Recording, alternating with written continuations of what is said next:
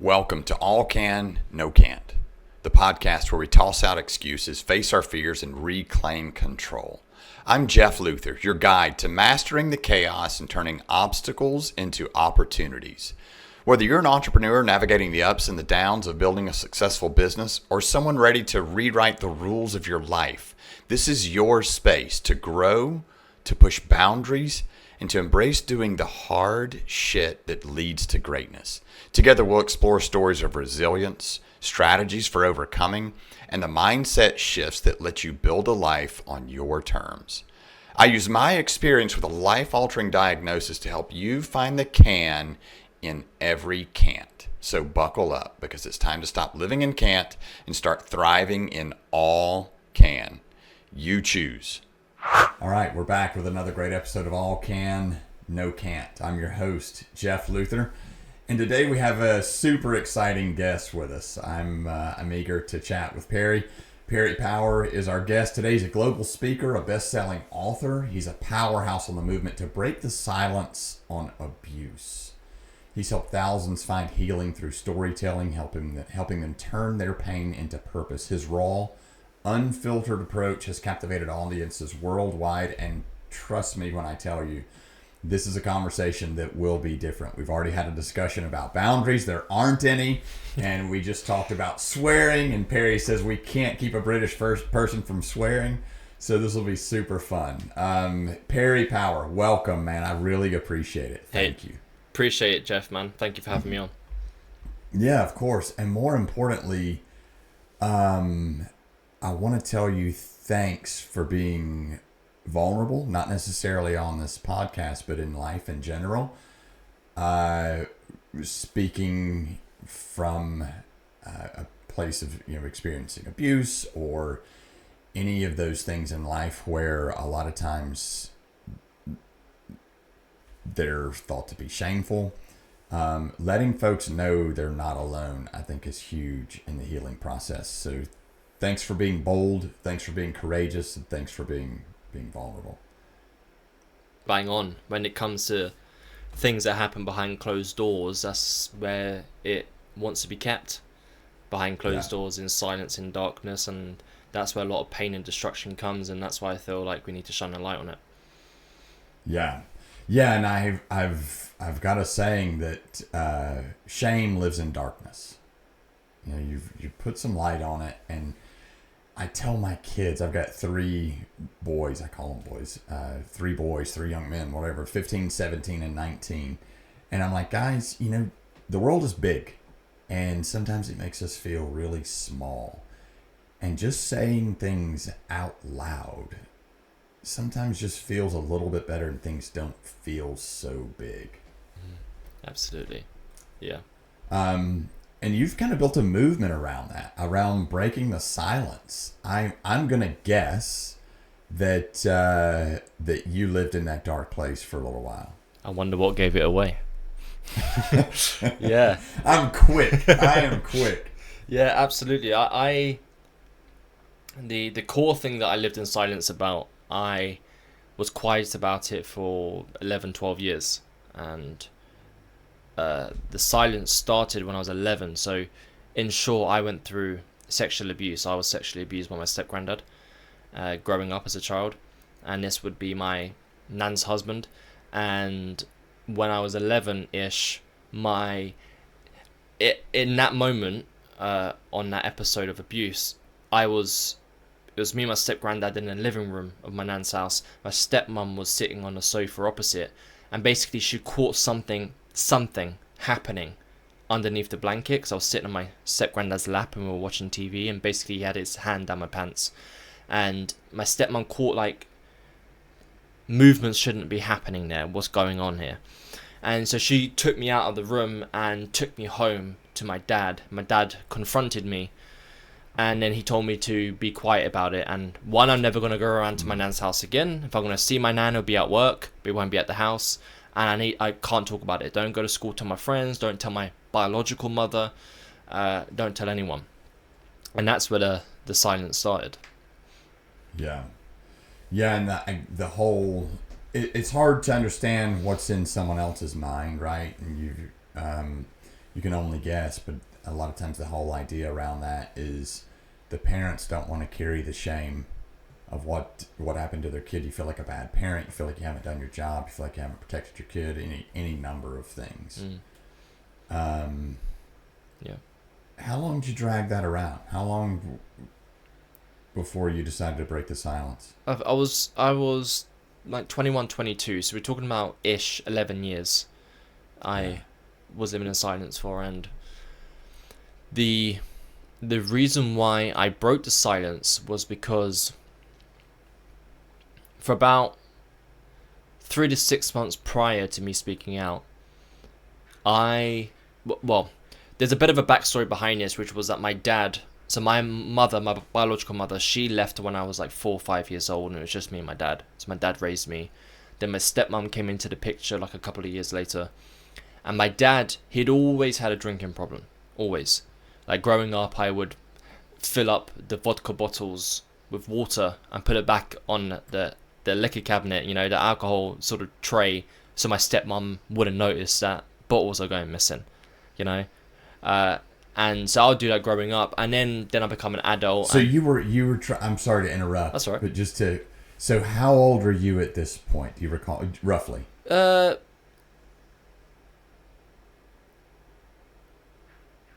At that, I mean, it happened for. Could have been. I think I probably was in. When did I get my phone? Maybe 12, 13, 11, 12, 13, 14. So at 11, let's say 11, 12, 13, 14, whatever the year is. So you already have the responsibility of hiding something of your dad's. So now you've got that burden that you're carrying, something that's hurtful, something that's hurting your dad, might be hurting your stepmom, hurting you, and you're hiding it for your dad. Yeah. So you're carrying that around. That's it. That's where it started. No, it's interesting that connection. Because the interesting thing with my dad was that he was if we look up cliche Cockney geezer in the dictionary, it's my dad. He was very much, but from the toxic side of things, a man's man. You don't cry and all that sort of stuff. But he was also, he had a comical, like my dad wasn't like, my dad parented through fear. That was his thing. So I was shit scared of my dad. As a lot of dads do. Yeah. And I was shit scared of him. And like I remember this one time where I was in the park near my house and I had a flip phone. And this was back in the day when phones come out, it's like the best thing ever. Like now we're used to phones, but back then I remember it was this Motorola flip phone, and it was like one of the new crazy things that come out. And I remember my nan got it for me as like a birthday / Christmas present. And I was in the park. Cutting the story short, some boy had robbed me in the park. He took a £5 note, took my phone, and I had gone home, and I said to my dad, "I've just been mugged in the park." And I always remember this, that he was like, "What?" So I got mugged in the park. And then, because my dad, like me today, is my way of connecting with him. Massive Elvis Presley fans. So my dad used to wear big rings in Elvis fashion. And he turned the rings around so that they were flat. And then grabbed the baseball bat from behind the kitchen door to follow me. And I'm trailing in his shadow over the park. And there was this huge group of kids in the park. So I remember him cycling back to this group after he mugged me. And I said, "He's from over there." So my dad goes over to the group, lifts up the bat, and said, "Which one of you cunts robbed my son?" To all of this group. And I remember standing there just watching him. And it was a mixture of like, wow, and also I'm scared, And turns out that boy wasn't there. And he said, "If you ever see him again, tell him that he's dead, right? If he ever comes near my son again." And then we went home. And then he puts the baseball bat back behind the door, and he turns around and he points at me. He goes, "Don't you ever let someone disrespect you like that again."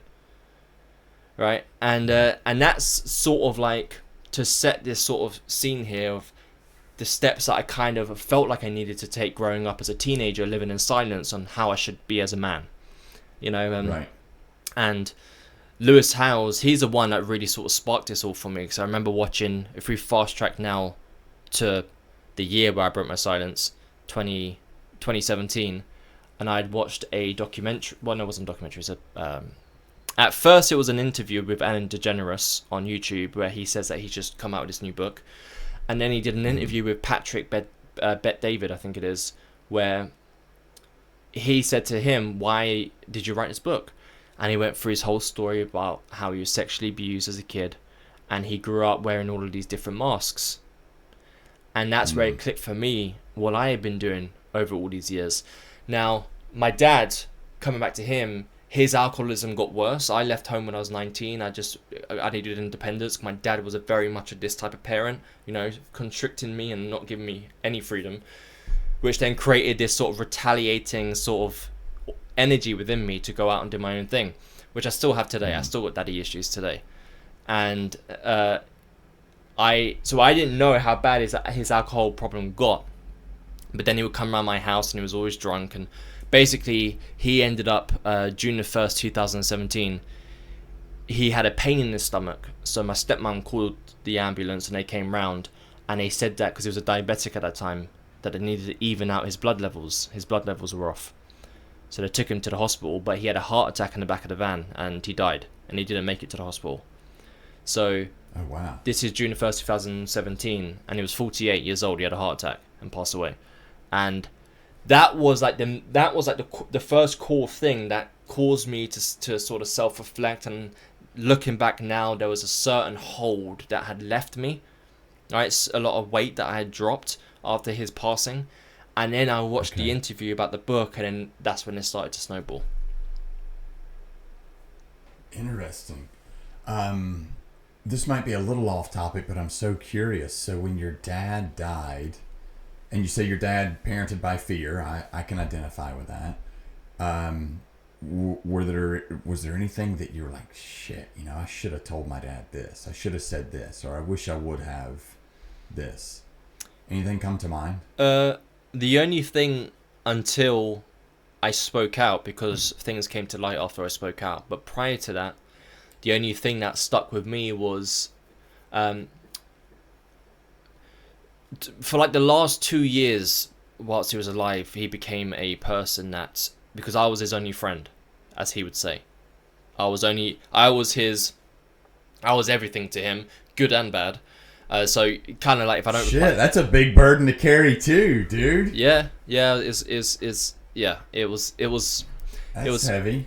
It was very heavy, and the last 2 years of his life was very, very heavy, but so much so that it created quite a I don't even want to talk to you, Dad attitude. He would send me, he was the type of person that if he would send me a text, usually it was a text that was like, longer than my book that I published, and it was full of like hate, terrible son, all this sort of stuff, like hate, because I didn't reply, because I didn't call him back from a call yesterday, that type of thing. Yeah. And then on the morning of his passing, he texted me and said, he literally said, "I've been up all night, been struggling to breathe," something along those lines. And I looked at that text, threw my phone down. I'm like, rubbish, like, come on, you're just attention seeking, because I didn't respond back to you yesterday. I ended up replying back to that text many hours later, but something off, because my guilt had gotten to me quite bad. I was like, what's the problem? Is it, I said, what's the problem? Is it just your hay fever? Something even I knew it wasn't hay fever, but something stupid. And so when then he passed away, I had massive guilt. I'm like, his text from this morning was real. I shouldn't. And then I was going back to all of the other texts I either didn't respond to, or I got sarky with him. So it was the guilt, but nothing to do with what I'd been through in life, and I needed to break my silence. It was just guilt, which is, is part of the grieving process, isn't it? Yeah. Yeah. You still carrying that? No. From that message? No.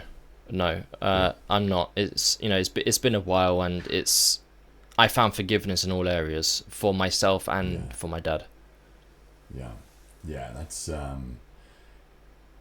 that's hard to do. So I commend you.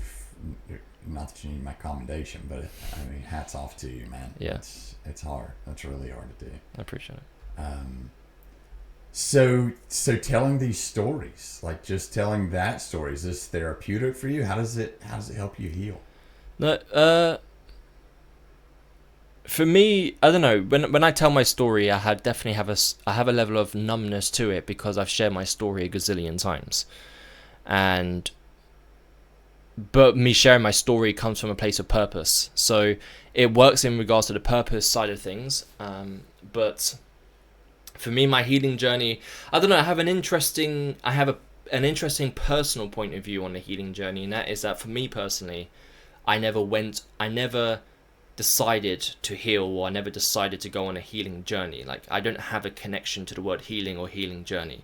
I have a connection to a lot of people do, people like my publishing program, every single person has a connection to healing and healing journey. That sparks for them, and I think it sparks for most people.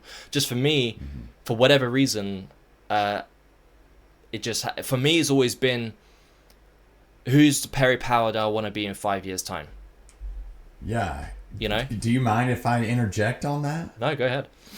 So I can identify with that. For me, it was never a healing journey because I never felt like I was broken or injured. I never felt hurt. Does that resonate with you? Yeah. Huh. I've never thought about that until just now. No shit. I've never thought about that. So the healing part I don't identify with, and I'm sitting here thinking, okay, well that's interesting because most people say healing. I'm like, well shit, I wish I was healing. Yeah, you feel like you've been left out, right? Yeah.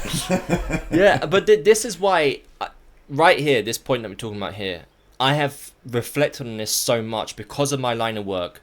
Every single person I speak to is always about healing, and there was a point where I had to reflect and be like, is it an ego thing that and then after a lot of reflection, it's come to the point of like, no, I've just gone on my own journey. And for me, I have an opinion, which is, if you always try to find wounds to heal, you're always going to find wounds to heal because what you focus on grows. But if you focus on who you want to become, what you'll find is that a lot of healing will happen naturally as a byproduct of that. Right? And I want to point out, I love what you just said. You focus on who you want to become. I talk to a lot of folks that go through this or have finally realized their trauma or face their trauma, and they start with like a who am I? Who am I? Well, who do you want to be is probably a better question. So I love that you say that. Yeah, that's it. Who do you want to be? I think, especially for trauma survivors, because their voice was taken away from them, and power was stripped away from them, and all these different things will have or are being suppressed or have been suppressed. So when it comes to who do you want to be, then they can start to think, I want to be the person that isn't imprisoned by their family. I want to be the person that isn't afraid to speak up, and then as soon as you have clarity on that, then you can start to step towards it. Yeah. So when you first started telling the story about your step-granddad, I mean, you work with hundreds, if not thousands of people through this same thing, helping them through their process. I'm going to point out what I noticed about the way you told your story, and what a lot of people I notice about the way they tell theirs is they skirt around the details. You went fucking straight to the details. Yeah. Is that intentional? Years ago, I did a TEDx talk, and I made a point of going straight into the details. Like, you just need to watch the first 10 seconds, and I'm already like, hey, my granddad had his hand down my trousers, right? Like, within the first 10 seconds, that was intentional, and I feel like ever since then, because that was a bit uncomfortable. To be honest, it wasn't uncomfortable because I had to say it. Like, it wasn't uncomfortable from a personal point of view. It was more so uncomfortable because I'm like, this might rub people off the wrong way, or this might make people uncomfortable. It's more so I'm feeling uncomfortable because you're worried about them. Yeah. I was worried about how it might make people feel. It might trigger them, and it got to a stage after that. I'm really glad I'd done that, because now I'm like, I'm the guy who says all the details, and I don't really give a fuck. I don't. For me, I'm not really a person about triggers. I think triggers have a time and place. Most of the time, it doesn't have its place. It's people use it as a way to not confront what they're going through, right? And that people say, oh, you should be putting a trigger warning on your stories that you put on Instagram. I'm like, no, I shouldn't, and I won't, right? And I mean, I can go on a rant about triggers, like, people say, oh, the way he talks to me triggers me, or the way she looked at me triggers me. So my take on it, and I just did a single episode on this. The way my take is, you take an orange, as Dr. Wayne Meyer, I think, says, you take an orange and you squeeze an orange, what comes out? Orange juice comes out, right? No matter what kind of pressure you put on it, how you squeeze it, what you do to it, the reason that orange juice always comes out is because that's what's inside. So you got to change inside. The triggers are just a blame. In my experience. I mean, someone could argue that. Yeah, but and I agree. I'm reading this book at the moment, and it's actually my girlfriend's auntie is a therapist, and she gave me this book for would have been for Christmas, and it's a book written by her therapist friend. It's called The Devil You Know: Encounters in Forensic Psychiatry, and basically this book is full of, what's an example? Like, it's full of like, the chapter is a client's name, so like Kezia, right? Every chapter is one of her client's name, and it's about her being with this client and walking through some of the sessions. And the reason why I'm bringing this up, I haven't at the moment read a book like this, because she is so brutally honest in this book.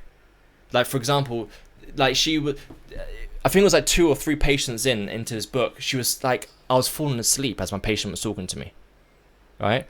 And like, if that was a therapist, they wouldn't have put that into the book, because as soon as you put that into a book, you're gonna be like, well, people are gonna have now a perception of me. They're gonna think that I'm right. All these types of things. And that wasn't that's one of many types of examples where there was another one where she's like, this new patient of hers was in the room with her, and how he was talking was really triggering her. She just wanted to get out of the room, and there's a level of honesty in how she describes these things in here, where she's taking accountability of how she's being triggered. She hasn't put any of it onto the other person. She's like, interested in why I'm being triggered by this, let me go and speak to my own therapist and my support group to see why that part of me is being triggered, to see if I can sort it out. And it was a level of I found it fascinating. Yeah. Rather than like their tone isn't like, they need to change their tone, and there might be truth in that. But however, it's interesting why you having a reaction to that tone. Right. What's that uncovering? Yeah. Yeah, that's always my thing. It's like, you can't control people. You can only control how you respond. Yes. Yeah. Yeah.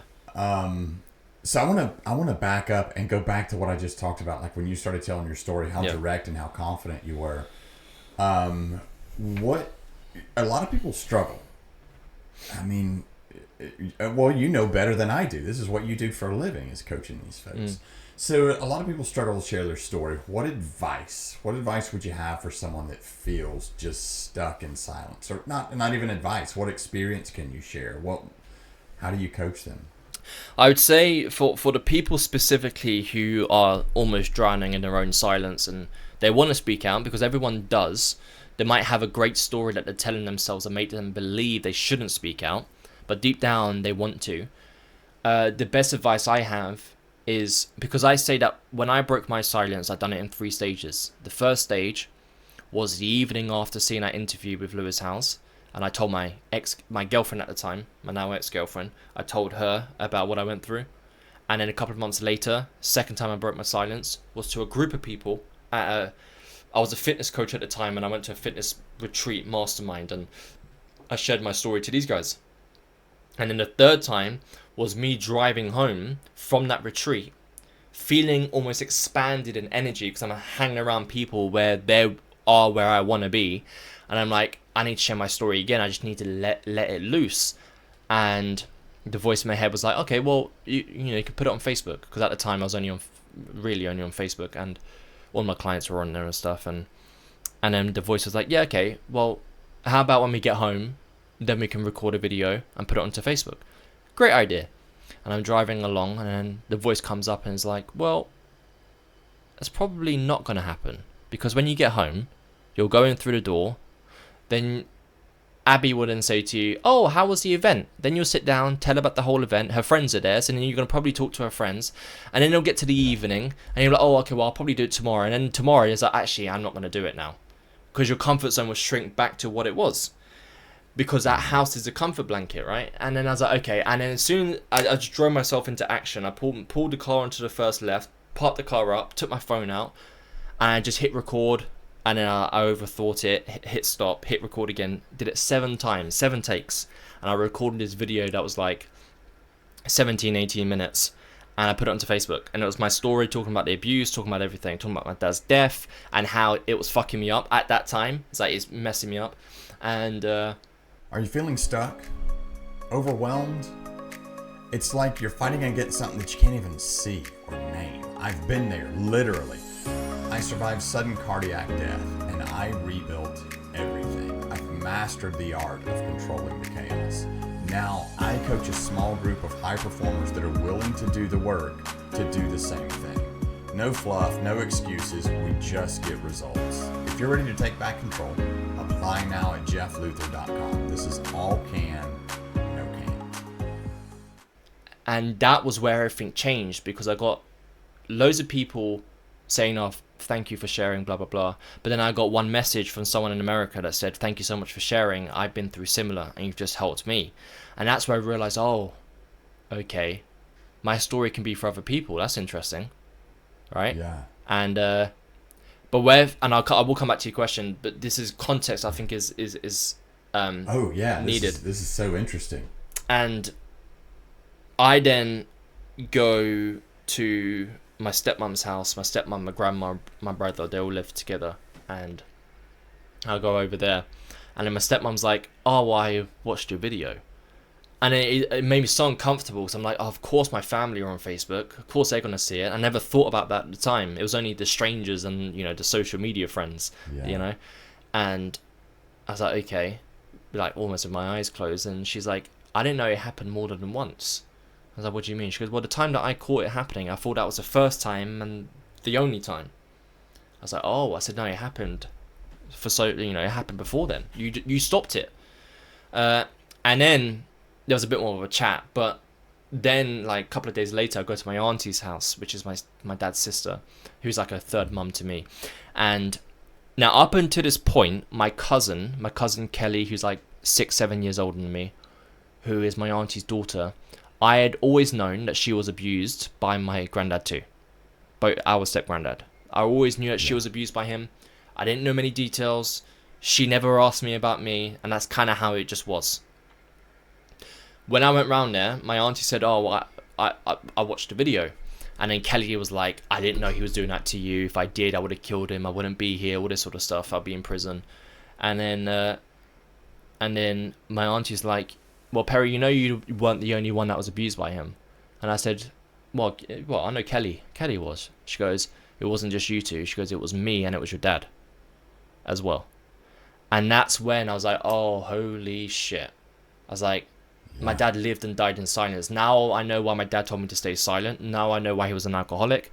Now I know why he told me to watch the film Spotlight about the Catholic priests, and why he told me specifically that the Catholic school that my step-granddad went to in Ireland, that was run by brothers, we called them brothers, why he specifically spoke about that school, to try and tell me something between the lines. Because I ended up finding out that my step-granddad was abused in school by Catholic priests and brothers. And he grew up, then abused my whole family, including me. But when I found that out, that's when, that's why when I said earlier, I've shared my story a million times, is because that very day when I found out that my dad died living in silence, that's when it became my purpose to help as many people as possible not end the same way that he did. Yeah. Yeah. So. Wow. In short, two short answers to your question about people living in silence. Two things here. The first thing is, I say here that I broke my silence in 3 stages, and I told my girlfriend at the time. That was the very first time that I even spoke it out, was to her, and I wouldn't recommend people to do that. The reason why is because I was lucky that she welcomed my story and my truth with open arms. If she had rejected it and said, I don't believe you, or why didn't you tell me sooner, or she paused for too long, I could have now just attached that to rejection, and that would have closed me back up and I never would speak out again. Because I got too much on the line by telling someone else. I need all the validation, I need to be believed, I need to be all of this, which is understandable, but there's too much on the line with that. So I say, like in my book, the my book is split into 3 parts. Part 1 is my story. Part 2, there's 14 stories in there of other survivors, and then there's like a page for story 15, so the reader can write their story into the book and become the 15th survivor. And then part 3 of the book is the steps that one can take to break their silence. And what I say in there is your best bet is to try to share your story from a place of purpose and from a place of power, rather than from a place of pain and needing validation and seeking approval and seeking to be believed. And the best way to do that is, rather than telling someone else on that first go, like if you're sitting there like, right, I'm going to break my silence for the very first time, I'm going to tell my partner, instead try and make that step number 14. And for the first 13 times, you break the silence to yourself in as many different ways as possible. You can write a poem, you can write a song, you can write a book, choreograph a dance piece to your story. I say this random example where it's like, you can go to like pottery class and you can make a bowl whilst thinking about your story, and like, because it's all about emotional expression and allowing your story to flow through energetically to what you're making, because then you'll have a plate or a bowl that becomes a physical representation of your story.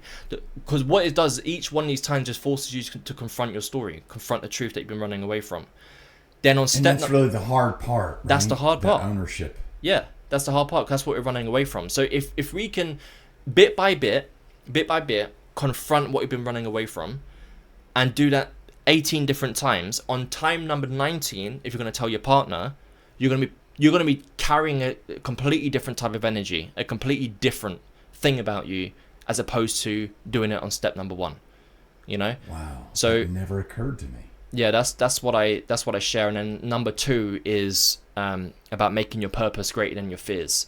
Because if your fears are so great to live in silence and the purpose isn't that high, you will stay living in silence. But if you make the purpose high enough, strong enough, loud enough, then it will trump the fears that are currently making you stay silent. Yeah. Wow, that's a lot. And it makes so much sense. It's very interesting. So I guess that's why, like I've heard you say a few times, I've seen it on your website, I think, that it ends with me. So I guess that's why now you just explained this generational abuse. Yeah, that's it. You know, it's the abuse ended with my dad, but the silence ended with me. And that's why I try and get a lot of people to do, because, you know, your mum and your dad might not have abused you in the family, but they're the ones that would rather you stay silent because they don't want to, quote unquote, air the dirty laundry of the family. Yeah. And I'm like, if you're staying silent because you're putting them first, then, you know, when it comes to familial love, that type of love needs to come without conditions. Yeah. And what they're basically doing is saying, hey, we're going to love you, but there's certain conditions. Because if you do speak out, we're going to turn our back on you. Right? And they might not say it in those words, but that's what they're implying. Well, that's what you hear. Yeah. Regardless of what they say, that's what you hear. Yeah. Yeah, I get that. So, man, you could be a really different person today. A lot of people are not what you turned out to be, that have suffered the same or experienced the same. So let me ask you, like, you went from what could have been a mousy kid, told to keep quiet, told to not say anything. You went from that to public speaker, a best-selling author. It's been as loud as possible. Yeah. Yeah. I mean, you've got a mission. I get it. But, you know, that's only half the equation. Like, what mindset shifts did you have to have? That's the part I like to talk about. Like, how did you finally overcome the fear? How did you finally allow yourself to get vulnerable? Like, what were some mindset shifts that you had along this journey? I would definitely say that there's a couple of things. I've got the dark humor of my mum, which helps. and the dark humor and the personality that helps in regards to managing and just how I am open wise. And then we have the daddy issues from him and the hard work. My dad was he was a hard worker, so that follows through into the entrepreneurship. But with my dad, like, because of how he was with me, where I couldn't,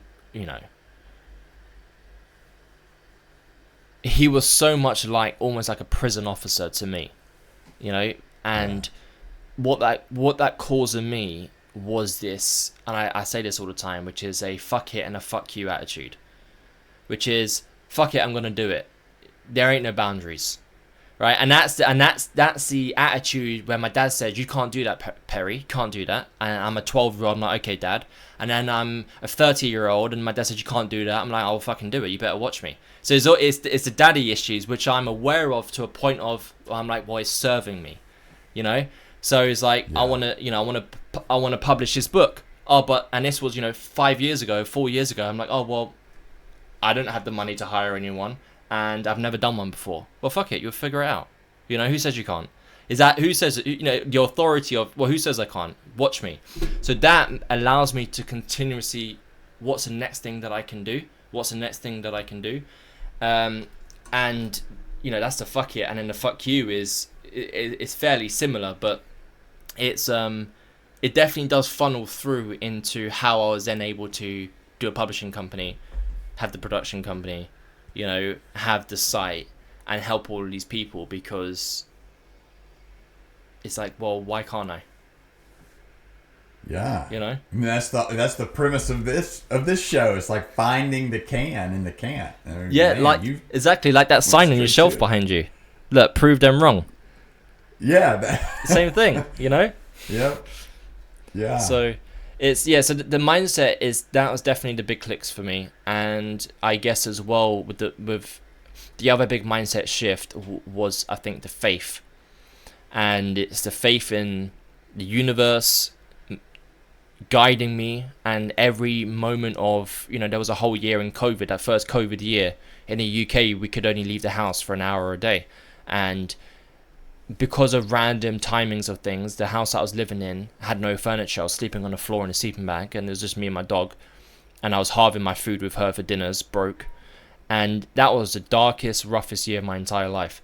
And so many near suicide attempts. And what got me through that, the resilience, being like, well, come on, Perry. You must be going through this for a reason. Like, you could have been born into a rich family, you could have daddy's money, but you don't. There's got to be a reason. That whole thing of, well, there's got to be a reason to this. Maybe because a Perry Powell in 5 years' time can look back at this year of a chapter and be like, that served me today, right?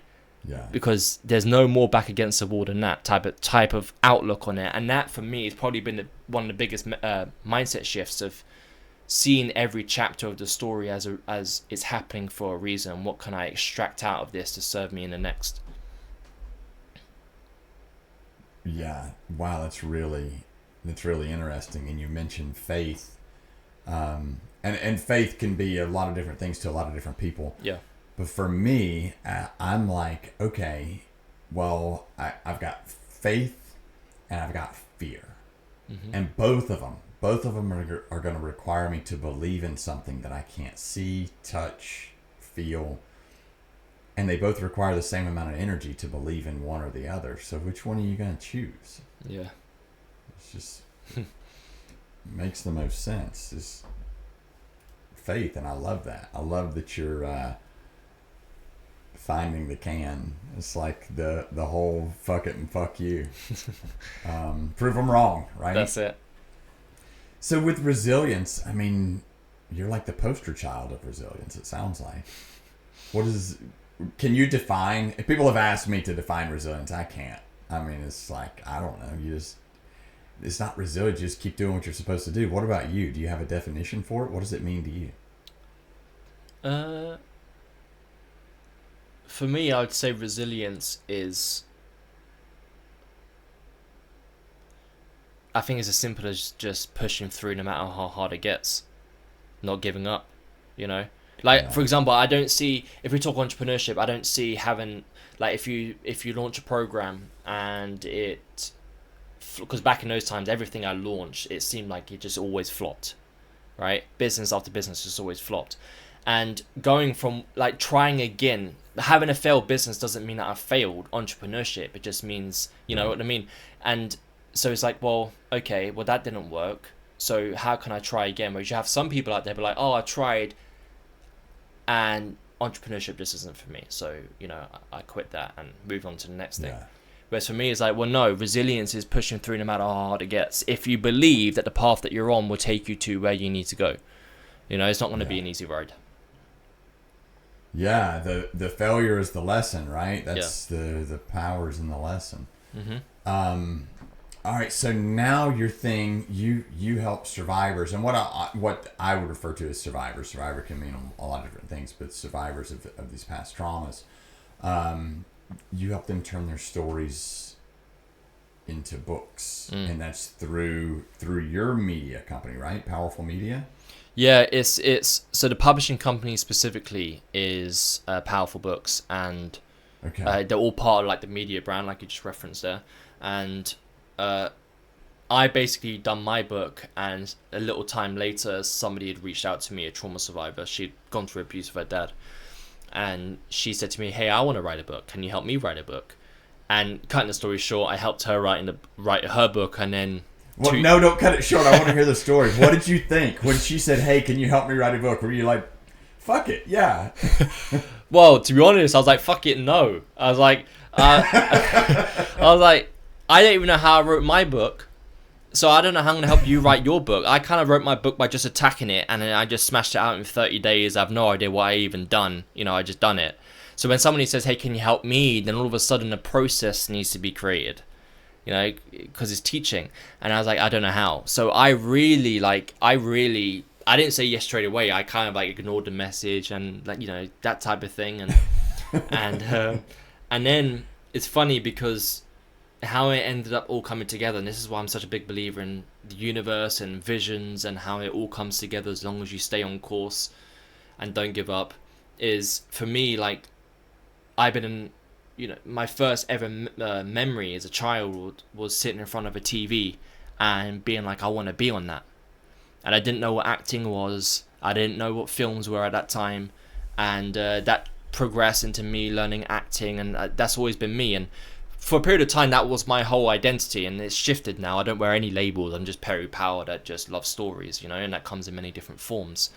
But I always wanted to be the actor, and I followed the traditional acting route where I got an agent who was submitting me for anything that was going, and I always hated it because I'm like, I don't give a shit about KFC commercials.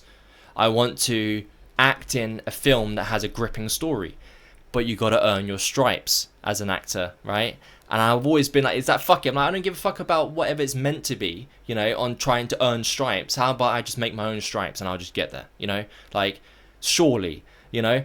And that ended up me getting rid of my agent and being like, okay, universe, I know, I can see it as clear as day, the me acting and being honored to be a part of amazing stories.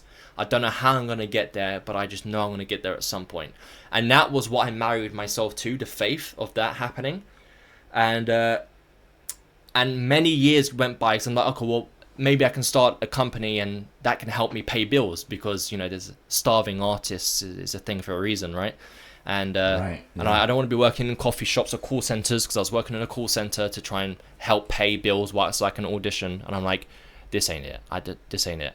And that's what then led me to go into fitness at the time, become a personal trainer. Okay. I'm like, well, if I have a thriving fitness business and I can have staff, and then it didn't work out as easy as I thought it was. I thought I'd be a millionaire in a year, and, you know, and, but, you know, 8 years later, roughly, about 7-ish years later, I was in that Portsmouth, I was in that house where I was on the floor, and I sort of left the company to my ex-business partner, and I was just like, right, I don't know what I want to do now.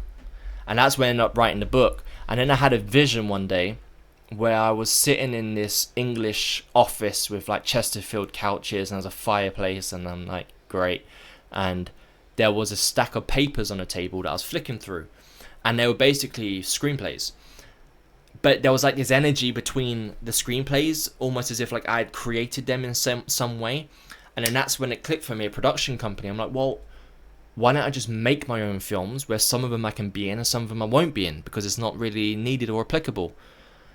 And then I'm like, well, if there are no barriers and I can create films, easy. They'll have to be true stories. Like if you go to the movie theaters or you're at home and you're about to put on a film, it says based on true events, right? Or inspired by real events. Then you're like, I'm in for a treat here. You know, there's nothing better than watching a true story. I'm like, okay, well, that's what I would do.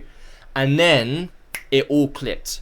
I was like, oh, okay, so if I'm going to make true story films, how could I create my own content so that when I'm at the level in my life to start making films, and then it was like books. Well, if I help people write memoirs, true story books, then eventually there'll be some of those books that I can turn into screenplays that then can be greenlit into films. And then that's when then I went back to that woman. I was like, let's get this book done. We'll figure it out. And now we're 2 years ahead of that to now, and we've published, we're currently on book 21 now. So published 20 books, working on the 21st book. We've got 80 people in our program, and it's growing by the week. That's amazing. Yeah. And you're helping people. Like that's the big thing. That's awesome. Yeah. Yeah, that's really cool. And that's like turning your pain into purpose, right? That's it. It's funny because I started as a publishing company, and it was the clients that showed me that was actually, it is a publishing company, but really is a healing program. Because there's been nothing more healing for these guys than sitting in the trenches writing their story. Because as they're writing their story, and then all of a sudden they got a book in their hands, that right there is a trophy piece that shows them that they have owned their story and are no longer running away from the demons that have been chasing them. And it's huge. Yeah, that's a big piece, owning that part of you. Yeah. So this has been such a fun conversation. I'm so grateful. What if you could leave the listeners with one message, like something that you would want everybody to have their one takeaway from this conversation? What would it be?